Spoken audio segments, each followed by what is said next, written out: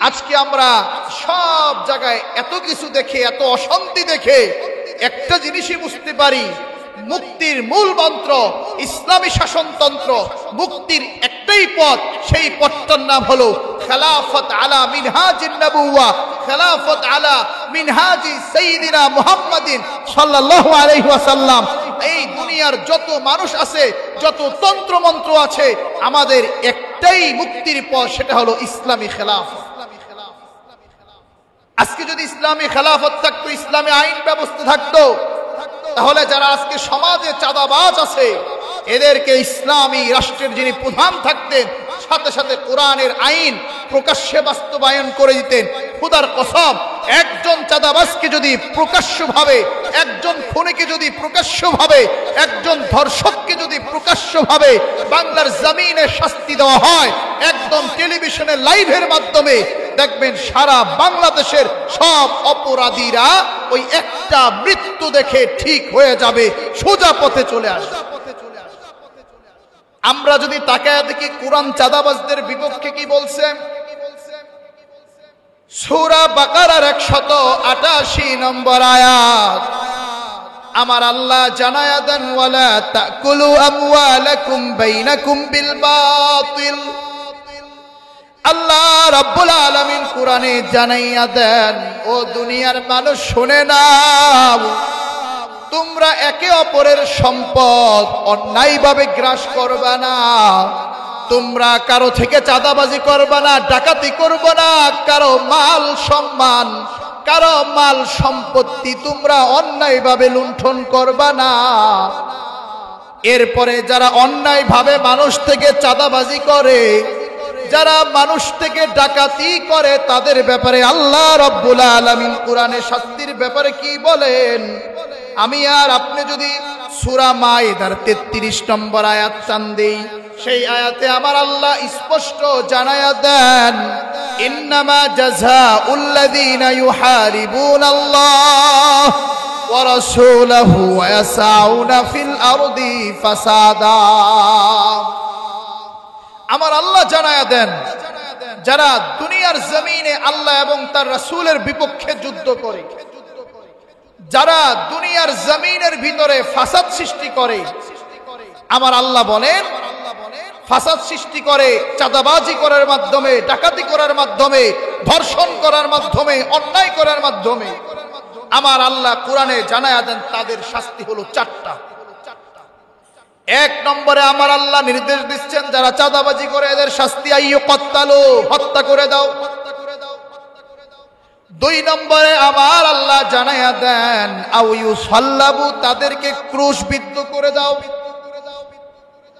3 নম্বরে আমার আল্লাহ জানাইয়া দেন, তোমরা যদি দুনিয়ার জমিনে প্রকৃত পক্ষে শান্তিতে থাকতে চাও, তোমরা যদি রাতের বেলা দরজা না লাগাইলেও কেউ চুরি করবে না, ডাকাতি করবে না, এই রকম নিশ্চয়তায় যদি তোমরা ঘুমাইতে চাও, 3 নম্বর শাস্তি হলো আউ তুকাত্তু আইদিহিম ওয়া আরজুলুহিম মিন খিলাফ।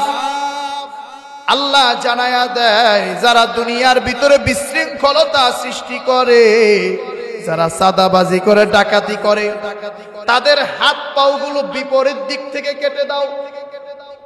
প্রথমবার অন্যায় করছে, হাত কেটে দাও, বাম পা কেটে দাও বিপরীত দিক থেকে।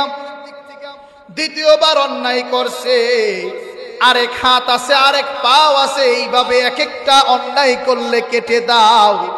আমার আপনার দৃষ্টিতে মনে হয়, আইরে আল্লাহ এত কঠিন শাস্তি দিলেন কেন? এ বাবা, এই কঠিন শাস্তি একটা যদি প্রতিষ্ঠিত করা যাইতো, খোদার কসম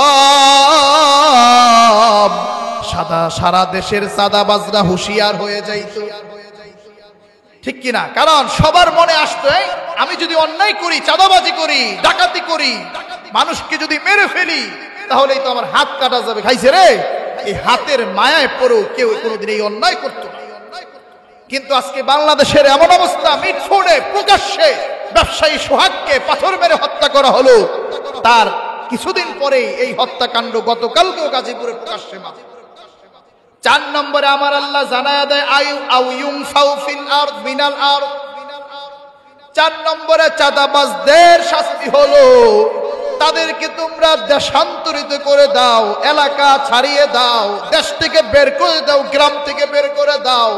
খোদার কসম, আমাদের সরকার এই বাংলাদেশে যারা রাষ্ট্রপ্রধান আছেন, 1 নম্বরে শাস্তি হলো হত্যা করা, 2 নম্বরে ক্রোশবিদ্ধ করা, 3 নম্বরে বিপরীত দিক থেকে হাত পাও কেটে দেওয়া, 4 নম্বরে দেশান্তর করা।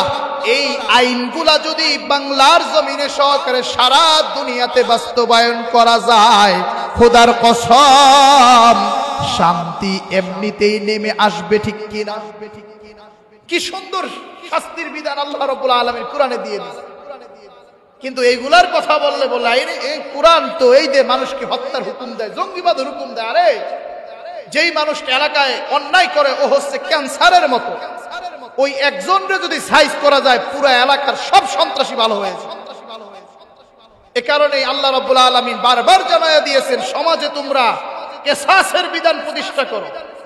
তোমার যদি কেউ হাত ক্ষতিগ্রস্ত করে, তুমিও তার হাত ক্ষতিগ্রস্ত করে দাও, বাস।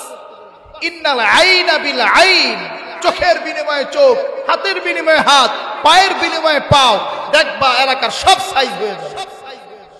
এরপরে নবীজি তো আরো স্পষ্ট হাদিসে জানায়া দেন। এক হাদিসে নবী বলেন, সহিহ মুসলিমের 1610 নম্বর হাদিস, যে ব্যক্তি অন্যের জায়গা জমিন, যে ব্যক্তি অন্যের ধন সম্পদ অন্যায়ভাবে দখল করে, আল্লাহ রাব্বুল আলামিন তার জন্য জাহান্নাম নির্ধারিত করে রাখছেন। কন্যা নাউজুবিল্লাহ। কিন্তু এই হাদিস আমাদের সমাজে বাস্তবায়িত থাকলে মানুষ, আমরা কেউ জুলুমের শিকার হইতাম না, কেউ জালেম হিসেবে নিজের প্রতিষ্ঠিত করতে চাইত। এরপরে দেখছেন ইসলাম কত সুন্দর, সব দেওয়া আছে। কিন্তু সমস্যা হলো আমরা যারা আলোচক আছি, আমরাও সাহস নিয়ে বলতে পারি না, আবার আমরা যারা শ্রোতাও আছি আমরাও সময় নিয়ে শুনতে পারি না। কিন্তু দেখেন, আমি আর আপনারা দেখেন, এইগুলা যদি সমাজে কায়েম হইতো, আর কেউ থাকতো নি অপরাধ করার, কেউ থাকতো না, সব সোজা হয়ে যেত। এরপরে সহিহ মুসলিমের 101 নম্বর হাদিস, নবী বলেন, যে ব্যক্তি অস্ত্রের ভয় দেখিয়ে কারো সম্পদ দখল করে, সে আমার উম্মতের দলভুক্ত নয়, তার মরণটা ইসলামের উপর হবে না। কত কঠিন কথা। এরপরে এই তো গেল ধরেন ইসলামের কোরআন হাদিস থেকে।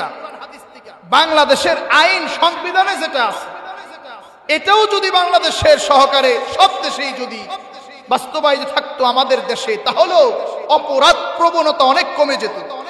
আমি আর আপনি যদি বাংলাদেশের বর্তমান সংবিধানের 384 ধারা দেখি, সেখানে লেখা রয়েছে, ভয় বা হুমকি দিয়ে টাকা আদায় করলে 3 বছর কারাদণ্ড বা জরিমানা বা উভয় দণ্ডে দণ্ডিত হতে। তাহলে 1 নম্বরে 384 ধারায় কি আছে? যদি ভয় বা হুমকি দিয়ে টাকা জোর দখল করে নেয়, তাহলে তার নিম্নে 3 বছরের জেল জরিমানা আছে। কিন্তু সমস্যা হলো 1 সপ্তাহ, 2 সপ্তাহ, 3 সপ্তাহের ভিতরে এক একজন চাঁদাবাজ জামিনে ছাড়া পেয়ে যায়, এক একজন খুনি, এক একজন ধর্ষক জামিনে ছাড়া পেয়ে যায়। এরপরে যদি 386 ধারা দেখি বাংলাদেশের বর্তমান সংবিধানে, সেখানে লেখা রয়েছে, মৃত্যু বা গুরুতর আঘাতের ভয় দেখিয়ে যদি কেউ টাকা আদায় করে কারো থেকে, তাহলে তার 10 বছর পর্যন্ত কারাদণ্ড ও জরিমানা হবে। এরপরে 387 ধারায় আরো রয়েছে, কাউকে যদি মৃত্যুর ভয় দেখিয়ে চাঁদা আদায় করে, তার আজীবন কারাদণ্ড।